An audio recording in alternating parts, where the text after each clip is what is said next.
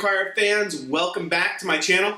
Today we're going to continue on with our NFL Inspired burger series. I think I got over a dozen burgers up so far, and we're going to keep pumping them out every single week. Go ahead and check out the link right here, and if I haven't done your team yet, make sure you subscribe because I'm putting them out every single week. Tonight we're going to Carolina, the Carolina region, how about that, and doing a Panthers Inspired burger. So I thought barbecue, and barbecue down in the Carolinas, North and South Carolina, is all about the pig.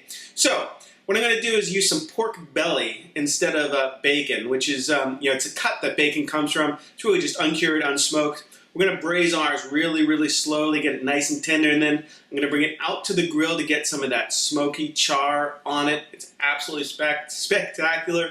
We're going to throw that onto a beef patty that will also grill off along with some coleslaw. I love the coleslaw and barbecue flavor. I think this burger is absolutely spectacular. You're going to love seeing that big, huge slab of pork belly sitting right on top of the burger. It's absolutely spectacular. Let's go ahead and get started. All right, so to get started on our Carolina burger, I've got some pork belly here. Now, if you want to use bacon, you can certainly use bacon. If you can buy whole slab bacon, that would be great too. But if you can find pork belly, that is far and away my preference. What we're going to do is essentially braise this off because, you know, pig and Carolina barbecue is what it's all about. And I'm just going to get this kind of nice and tender, and then we're going to finish it on the grill with a little bit of barbecue, and that's going to become a topping for our Carolina burger. All right, we've got our pork belly cut. I've got it seasoned with salt and pepper. Dry pan, because there's already so much fat in the pork belly here. We're just going to lay it in. I got it kind of over medium heat. We're just going to let it sear on one side for, about 5 minutes or so. Then we'll come back in and we'll turn it over. We're going to let it sear on the other side. And then we're going to add some braising liquid to the pan to just let it cook low and slow for like an hour and a half, get it nice and tender. Okay, so you can see our bacon or pork belly there is rendered out quite a bit. You want to see that good caramelization on the other side. And we're just going to flip it over, let this side go for about the same amount of time, 5 minutes. And then we're going to come back, add our liquids. We'll drain the fat and then add our liquids. Okay, so I just drained out most of the fat out of our pork belly there. And if you ate that right now, it'd be kind of like chewing shoe leather because it's kind of a tough meat. It needs to be cooked for a while if it's cut as thick as we have it here. What I just added, so we're going to braise it to tenderize it. What I just added is a little bit of kind of my favorite barbecue rub. I've got a little bit of apple juice here, which I'm going to cover it by maybe a third of the way up, and then a little bit of chicken stock, that's going to create our braising liquid. And you can see it's just kind of barely covered. Now, you can take this and go ahead and throw it into like a 250-degree oven for about an hour and a half, or you can just turn the heat way down, let it simmer really slowly. You can either cover it or not cover it. Frankly, it kind of depends on the level of liquid in there. You don't want it to go dry. So if the liquid's running low, go ahead, throw a cover on it, or just add a little bit more. All right, so anywhere from an hour, hour and a half, you should be able to come in with a fork and test that pork belly. And you're going to get a feel of it that is just kind of nice and tender. I'm going to take them out and let them rest for like, 10 minutes or so. And then that'll just let them firm up a little bit. And then we're going to go and finish these off on the grill the same time that we do our beef burger. So my pork belly is now out of the pan. We got that nice and tender. We're going to grill it off with some barbecue sauce. I've got a beef patty here. This is probably half pound. I'm going to dust kind of all over with a little bit of salt, pepper, and your favorite kind of dry rub seasoning.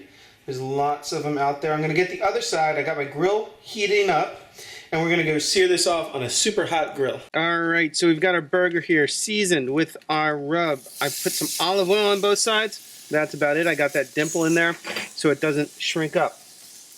Then I've got a cooler part of the grill back here, and this is our pork belly. I'm just going to lay that down. And I'm going to get a nice kind of char going on the pork belly as well. They're both going to take about 7 or so minutes to cook. And after 3 or 4 minutes, I'm going to start basting these guys with a little bit of barbecue sauce. Okay, so you do want to watch your pork belly a little bit closer than your burger, since it's got so much fat on it. It might flame up a little. Now, I think the burger needs another minute or 2, so I'm going to leave that. I just flipped the pork belly. We're going to come back when it's time to flip the burger. Okay, let's go ahead. We're going to flip over our burger. We got those nice grill marks. I'm going to go ahead. I just have a little bit of barbecue sauce. We're going to drizzle on our pig here. And then I'll let that just seep in for a minute or 2. We're going to come back. We'll flip the pork one more time. For the burger, I'm just going to add some cheddar cheese and let that melt in with the grill covered. Alright, my cheese is just about melted. It'll finish off once we top it with our pork belly pieces. That is pretty awesome. You gotta let it rest, but I'm just gonna go ahead and let it rest with that belly right on top. And then we can finish off our bun and the rest of our toppings. Alright, our burger is resting.